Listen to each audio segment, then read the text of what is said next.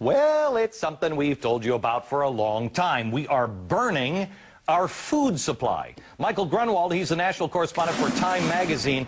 I have to tell you, Michael, when you have global food prices going up in the last year, 83%, I'm sorry, over the last 3 years, 83% increase in global food prices, you have a problem. One of the problems is ethanol. You want to explain? Sure, and it's biofuels in general. I mean, as you mentioned, there are other parts of the problem. You know, gas prices are skyrocketing, and you know, there's been some weird weather. But at least a third of the problem probably is the fact that farmers around the world, and particularly in the United States, are growing fuel instead of food. And that's Michael, as you mentioned, supply and demand. When you increase the demand, the price is going to go up. All right, but let's put this into context, because this is something that we've been talking about. Before anybody started down this ethanol stuff, we were on this program saying, this is the dumbest thing you could possibly do. Let's not burn through our fuel supply. Ethanol doesn't work.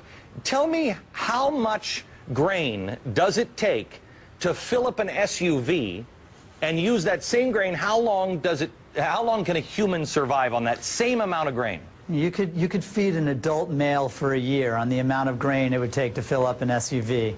So you know, this is a problem because of government subsidies and government mandates that have created this artificial demand for basically growing fuel. Instead, we're feeding we're feeding our gas tanks instead of feeding ourselves. You know, there's a lot of people, because I don't think it's getting a lot of coverage. There's riots in the Middle East. There's riots in Indonesia. I mean, it's bad, the demand for food and rice that is being rationed now around the world.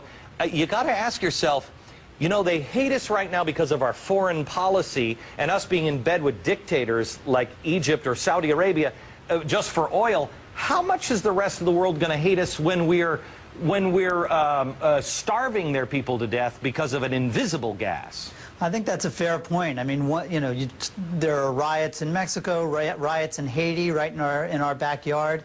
I mean, you talk about a place like Pakistan, which already as if it wasn't unstable enough. The rising food prices there have added to that instability, and as we found out, when Pakistan gets unstable, we can feel it here in the United States. Just give me one last piece here. The government is currently paying, in our tax dollars, $1.8 billion a year to stop farmers from farming on good land for environmental reasons.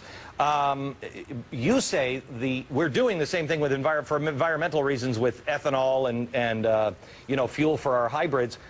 You actually say that all of this stuff is making the environment much, much worse. Yeah, almost all of it. I think, deforestation right now is about 20% of our carbon emissions. And the sort of long story short is that when you create this artificial demand for grain, people are going to grow more grain, and they're not going to grow it in parking lots.